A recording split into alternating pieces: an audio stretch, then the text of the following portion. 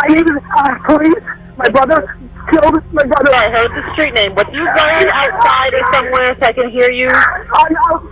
He killed my brother and he's in the ground. I'm honestly here, please. I can't make out what you're saying. Slow down. Slow down. Okay. Don't yell. Don't yell into the phone. Talk normal and Okay. slow down. My brother, Stanley Elias Eckerd, he killed my other brother. When? And buried him in my mom's backyard. When? Please.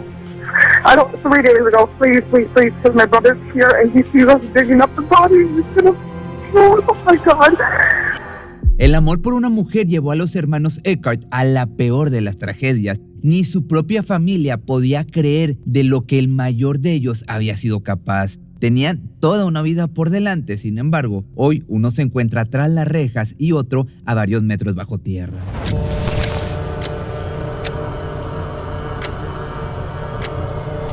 Ese fatídico día, los padres de Sean Eckerd se dieron cuenta de que en realidad no se había ido por su propia cuenta, sino que en realidad su otro hijo, 2 años menor que el ahora fallecido, lo había asesinado y enterrado en el patio de su propia casa. Ambos se habían enamorado de la misma mujer, lo que los llevó a la fuerte discusión que desencadenó la prematura muerte de uno de ellos. Ahora bien, estamos frente a un homicidio premeditado o un infortunado accidente. Ese fue el principal tema a tratar durante el juicio y hoy te comparto todos los detalles. Nacido en San Diego, California, el 12 de octubre del 90, Sean Paul Eckerd llegó para completar a la familia y sustituir a Stanley Elias como el menor de los Eckerd, aunque al llevarse escasos 2 años, ambos eran considerados los más pequeños del hogar. Siendo hijos del matrimonio entre Samuel y Donna, en realidad ellos eran los únicos 2 hijos de la pareja, ya que cuando comenzaron su vínculo, cada uno venía de relaciones fallidas en donde habían concebido a sus propios hijos cada quien. Aún así, la gran familia, constituida por un total de 6 hijos y sus respectivos padres, habían logrado con el tiempo fortalecer los lazos fraternales. El cariño, la confianza y el amor entre ellos se dio con bastante facilidad y la vida parecía absolutamente perfecta. No obstante, dado que los hermanos mayores de Sean y Stanley ya habían hecho sus propias vidas, en la casa solo residían ellos dos junto con sus padres. Disfrutaban de un bonito hogar en San Diego donde su infancia transcurrió en plena armonía entre juegos, celebraciones, navidades y una que otra pelea de hermanos, pero digamos nada fuera lo normal. Desde la rutina diaria de la familia estaba el hecho de que los menores de los Eckerd debían quedarse solos algunas horas por las tardes hasta que Donna terminara con sus actividades laborales y responsabilidades dentro de la iglesia, o bien hasta que Samuel regresara de trabajar.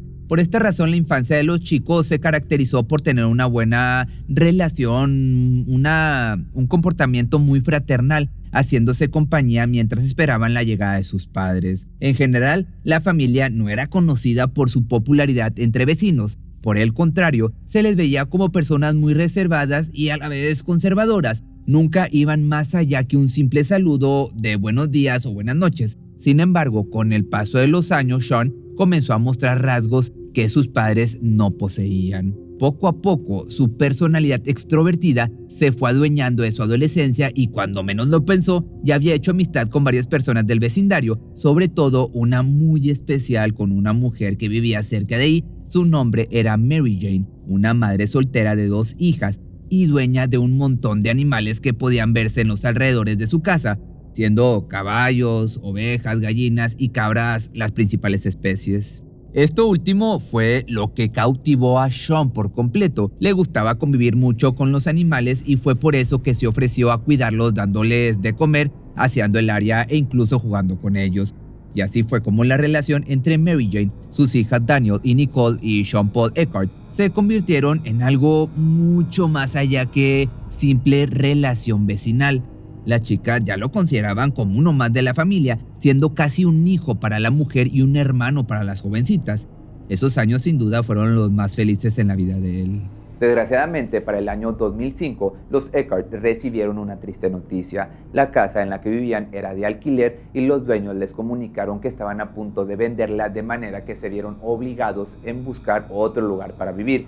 En un principio esperaban encontrar algo por ahí, por esa misma zona, pero los precios sobrepasaban considerablemente su presupuesto y se vieron obligados a mudarse más lejos.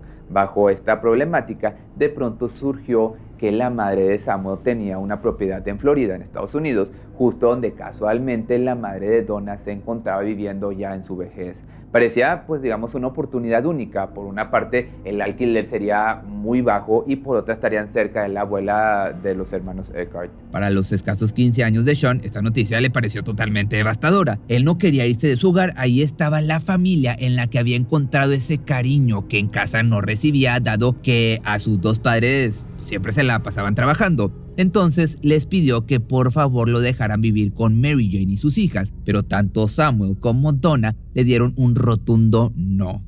No estaban dispuestos a vivir tan lejos de su hijo más pequeño. Y fue entonces que para agosto del año 2005 se mudaron hacia Florida sin saber que en ese nuevo hogar uno de sus hijos perdería la vida y el otro se convertiría en un asesino. De igual forma, una vez en Spring Hill, Florida, comenzaron con su proceso de adaptación. La casa era muy bonita y espaciosa, contaba con un amplio patio trasero en donde seguramente harían muchas reuniones y celebraciones. Los chicos aparte se inscribieron a nuevas escuelas y con ello llegaron nuevas amistades. Una de ellas vivía justo al lado de su nuevo hogar. Su nombre era Cristian Quiñones, un chico con quien rápidamente entablaron una bonita amistad compartiendo largas tardes de videojuegos. Asimismo, los hermanos Eckhart conocieron a una chica llamada Samantha Nicholson, quien inmediatamente se sintió muy cómoda con ambos. En muy poco tiempo se hicieron íntimos amigos y cada día era más común verlos convivir. Un año más tarde, las cosas parecían haber vuelto a la normalidad. Esa etapa de adaptarse al entorno finalmente había concluido. Sin embargo, para Sean no era así. Él en su interior todavía extrañaba muchísimo a Mary Jane y sus hijas. Incluso estaba pensando en regresar a San Diego en tanto terminara la secundaria.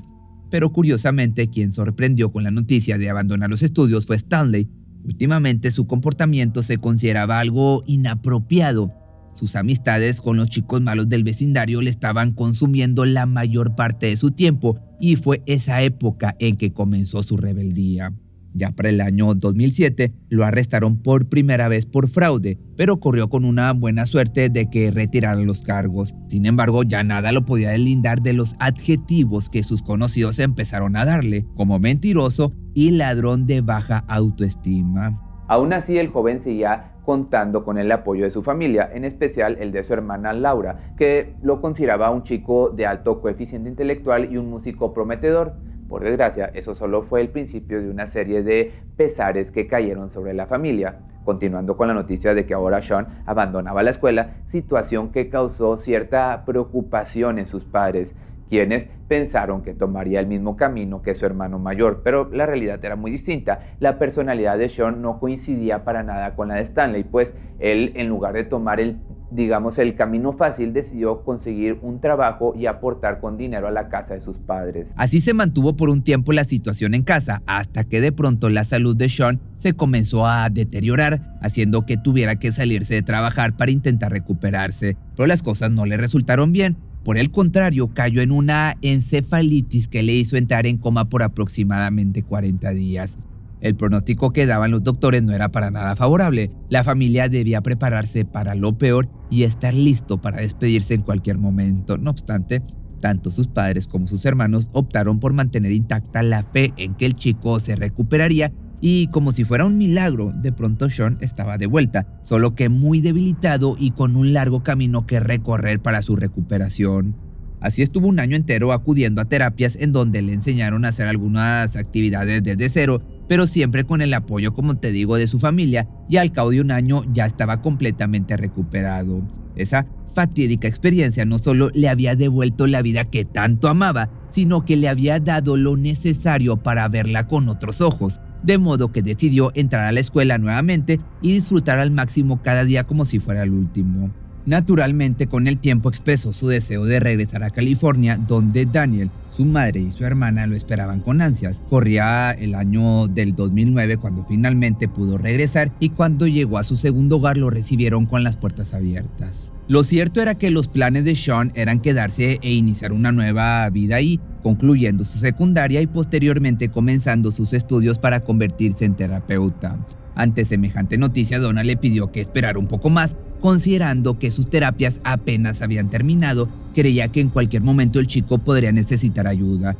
Entonces, muy triste pero confiado de que regresaría, el joven se despidió del hogar donde alguna vez fue muy feliz.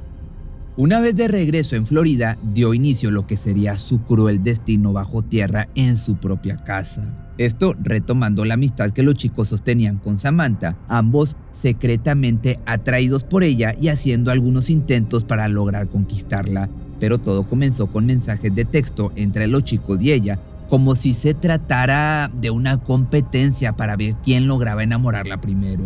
En un principio decidió aceptar la cita que Stanley le pidió.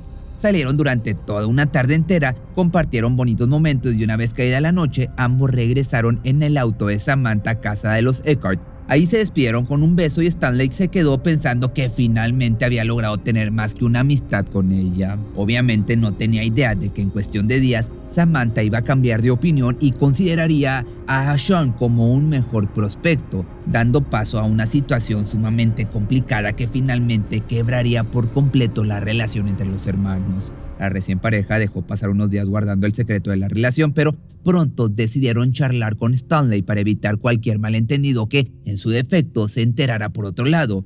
Naturalmente, el joven sintió como su propio hermano lo hubiese traicionado y no lo tomó de la mejor manera. Acto seguido tuvieron lugar las primeras discusiones entre ellos. En casa los gritos se volvieron cotidianos. Las discusiones y los reclamos por el vínculo entre Samantha y Sean parecían no tener fin.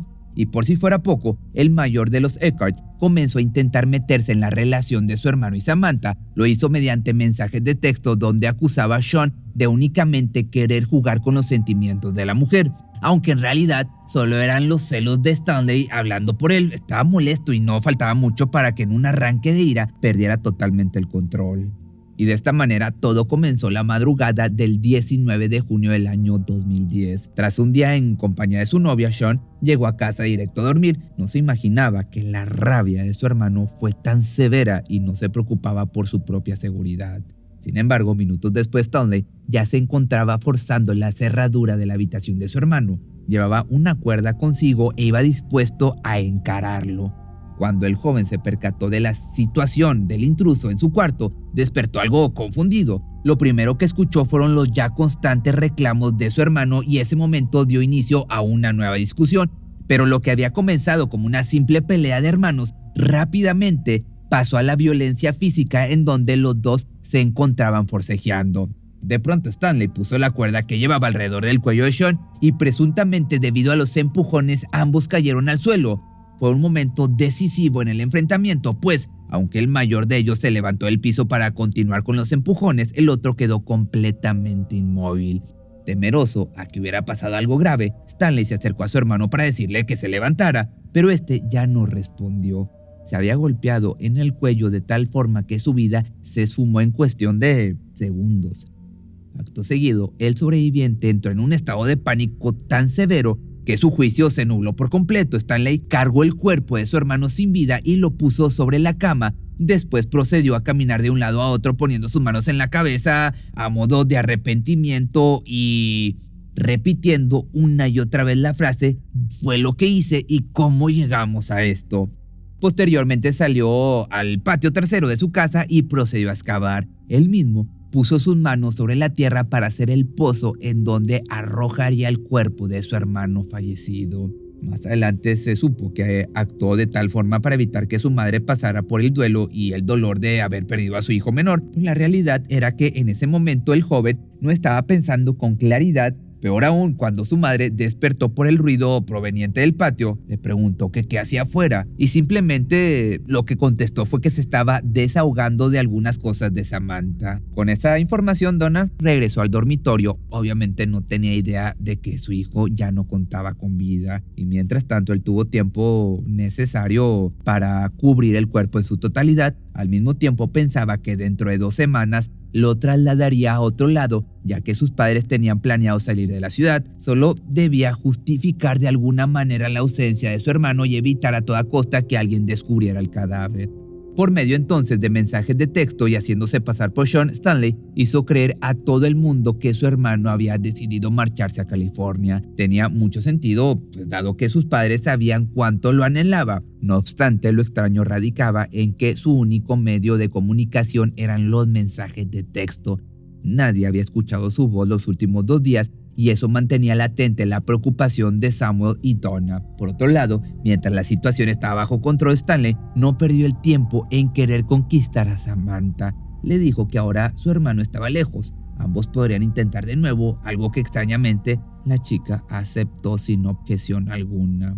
Para el 21 de junio de ese mismo año, una de las hijas mayores se dio cita en casa de sus padres. Su nombre era Jennifer. Llegó preguntando si había novedades de su hermano, pero nadie supo darle respuesta. Curiosamente, en la conversación con Donna surgió el tema de este extraño pozo que Stanley había cavado 2 días atrás. A Jennifer esto le pareció muy raro, muy anormal, y decidió de una vez por todas averiguar qué era lo que había enterrado ahí. Para sorpresa de toda la familia, una vez que comenzaron a desenterrar los supuestos objetos pertenecientes a Samantha, lo que en realidad encontraron fueron los restos de Sean. Fue entonces que la macabra llamada al 911 tuvo lugar desde el patio trasero del domicilio de esta familia. My brother, Stanley Elias Eckert, he killed my other brother When? and buried him in my mom's backyard. When? Please. 3 days ago, please, because my brother's here and he sees us digging up the body. He's gonna kill us. Oh my God. Una vez la policía en la escena del crimen, llevaron al único sospechoso para ser interrogado. En un principio quiso deslindarse de su responsabilidad diciendo que todo había sido por un problema de sustancias ilegales. Luego aseguró que Sean en realidad se había quitado la vida él mismo y finalmente 2 horas más tarde terminó diciendo toda la verdad. Ya a los días salió a la luz el motivo del fallecimiento, el cual apuntó a un traumatismo craneal consecuencia de la caída luego de haber sido atado con la soga alrededor de su cuello. Eso abrió paso al debate sobre si se le acusaría al imputado de asesinato en primer grado o en segundo grado. La diferencia entre ambos iba de la pena de muerte a la cadena perpetua. Sin embargo, en el año 2011, durante las primeras audiencias se dijo que cualquiera que fuera el caso, el juez no buscaría darle cuello. En su lugar, se le dio la opción de declararse culpable a cambio de recibir una condena de 20 años tras las rejas, lo cual sin duda era su mejor opción, mas su decisión de ir a juicio sorprendió a todos los involucrados. Stanley buscaba probar que nunca tuvo la intención de asesinar a su propio hermano y que todo lo que hizo después fue por el simple motivo de evitar ver que su madre sufriera la partida de su hijo. Y a partir del 9 de abril del año 2013 comenzó la lucha para que pudiera demostrar que las cosas no eran como parecían, pero contrario a esto fue declarado culpable. If you were thinking that this was going to be like television and the movie, I'm going to disappoint you. It isn't. This is real life. Finalmente, el 13 de mayo de 2013 se le declaró culpable de asesinato en segundo grado con una condena de 50 años de prisión sin derecho a libertad condicional.